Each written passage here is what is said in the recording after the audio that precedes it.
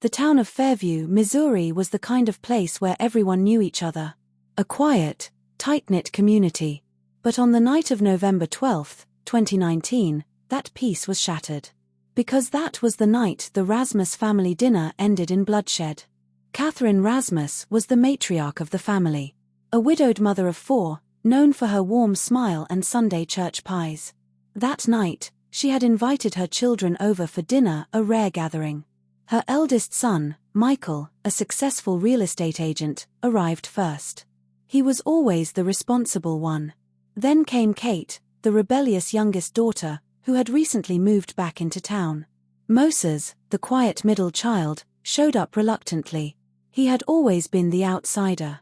And finally, Benny, the youngest son, and his fiancée, Eunice. The family sat around the dining table, plates full of Catherine's famous roast chicken and mashed potatoes. Everything seemed normal. Until it wasn't.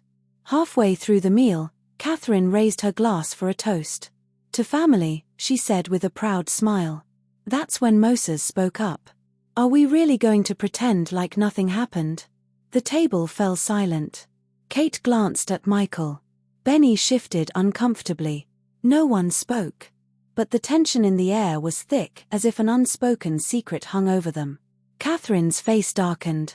Not tonight, Moses, she whispered. But he wouldn't stop. We all know what Dad did. And we all know who covered it up. Kate's fork clattered against her plate. Michael's hand tightened around his glass. Eunice looked at Benny, confused. And Catherine? She just stared, stone-faced. Then, it happened. Michael gasped, his hands clutching his throat. His eyes widened in horror. He started choking, his body convulsing violently. Kate screamed. Benny rushed to his brother's side. But within seconds, Michael collapsed. Dead. Eunice frantically dialed 911, her voice shaking. Kate backed away from the table, tears in her eyes. What is happening? She cried. Moses stood still, staring at his mother. Because Catherine wasn't panicking. She wasn't crying. She was just watching. And then, she smiled. I always knew one of you would ruin this family, she whispered. Kate's blood ran cold. Because in that moment, she realized. Michael's death wasn't an accident. Someone had planned it. And they weren't done yet. The Rasmus family dinner had ended in chaos and death. Michael was gone, his lifeless body still slumped over the table. Kate's hands trembled. She couldn't stop staring at her mother's face. The smile. That eerie, knowing smile. Something wasn't right. And then, sirens. The living room was in shambles by the time the police barged in. Officer Peter Wallace was the first to step inside. He saw Michael's body. Kate was in the corner, eyes wild, still in shock. Moses stood behind her, stiff as a board. Benny and Eunice were huddled together, whispering. And Catherine? She just sat there, hands folded neatly on the table. Took you long enough, she murmured. Detectives immediately ruled Michael's death as suspicious. A forensic team swept the dining table. Half-eaten food. Spilled wine. A shattered plate. And then, they found it. A small vial hidden under the table. Poison. The Rasmus family was taken to the police station for questioning. Hours passed. Kate sat in a cold, grey interrogation room, arms wrapped around herself. Detective Wallace leaned forward. Tell me what happened, Kate. Her voice was hoarse. I don't know. Michael he just started choking. And my mom, she just sat there. Like she knew. Wallace nodded. Do you think your mother did it? Kate hesitated. And that's when the door burst open. A second detective, Moses Kellogg, entered, face pale. We have a problem, he said. Wallace turned. What now? Kellogg swallowed hard. Catherine Rasmus is gone. The entire station was thrown into chaos. Catherine, a woman in her 60s, had vanished. The security cameras? Disabled. Her holding cell? Empty. It was as if she had never been there at all. Kate felt her blood run cold. She turned to Moses. She's not finished, is she? His jaw tightened. No. She's not. Somewhere out there, Catherine Rasmus was free. And someone else was about to die. Catherine Rasmus had vanished.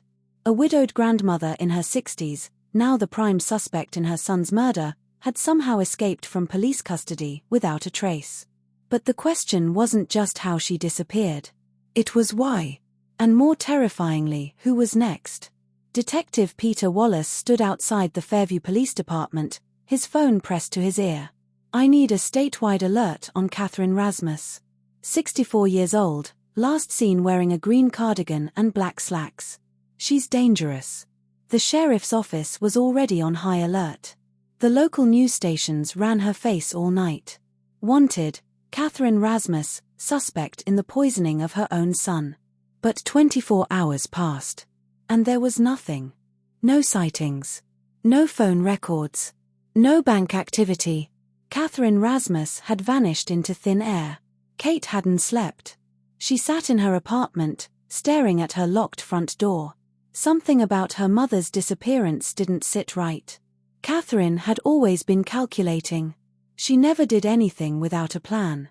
Kate's phone buzzed. A blocked number. Her heart pounded. She hesitated, then answered. "Hello." A beat of silence. Then a chilling voice. "Oh, sweetheart. You always were the smart one." Kate froze. It was her mother. "You're scared, aren't you?" Catherine's voice was calm. "You should be." The line went dead. Kate's hands shook. Her mother was out there. And she had unfinished business. Just as the police doubled down on their search, another body was found. This time, it was Benny. His fiancée, Eunice, had called 911, her screams sending shivers through the dispatcher's headset. He just collapsed. He couldn't breathe. By the time police arrived, Benny was already gone. And just like Michael, he had been poisoned. But here's the twist. There were no signs of forced entry. Which meant one thing. Benny let his killer in. And who else would he trust more than his own mother? With two brothers dead and Catherine still on the run, Detective Wallace knew one thing for sure. This wasn't over. Kate was next. And if the police didn't find Catherine first, Kate wouldn't make it out alive. Kate knew she had two choices. Run. Or face the mother who was hunting her down. But Catherine wasn't just a murderer. She was a strategist. A woman who had outwitted the police. A woman who had already killed two of her own sons. And now she was coming for Kate. The morning after Benny's death, Kate found a letter slipped under her apartment door. It was neatly folded, the edges crisp. Her stomach tightened as she opened it. 3 words were written inside. "Dinner. Tomorrow night." Below it, an address. A house just outside Fairview. Her mother's handwriting. Kate's breath caught in her throat. She should have gone straight to the police. But deep down, she knew this was personal. Catherine didn't just want her dead. She wanted to look her in the eyes first. Detective Wallace was furious when Kate told him, "You're not going." Kate shook her head. "I have to." Moses Kellogg, the other detective on the case, sighed heavily. "If you do this, we do it our way." So they made a plan. Kate would go in wired. Wallace and Kellogg would be watching from a distance. But deep down, Kate knew if Catherine had survived this long, she had a plan of her own.